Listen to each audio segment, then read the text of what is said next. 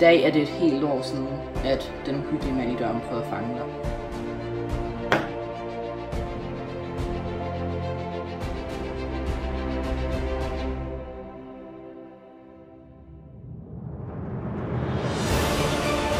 Du vil gerne have det her job? Ja. Sikkert? Ja. Tusind. Han er lige en små igen. Du ved godt, at jeg har sagt, at du kan ringe til mig, Andreas. Jeg er på jobsamtale. Helvede da! Altså for helvede, nu er vi andre kassedamer. Det er destination! Det er livsprojekt!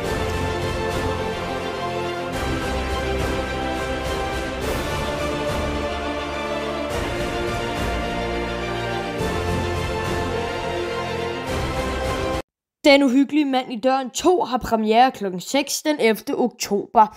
Og hvis I ikke allerede har set etteren, så ligger den allerede på min kanal. Der er link nede i beskrivelsen, og så er der også lige præcis den her video, I kan se her. Og vi ses den 11. oktober kl. 6.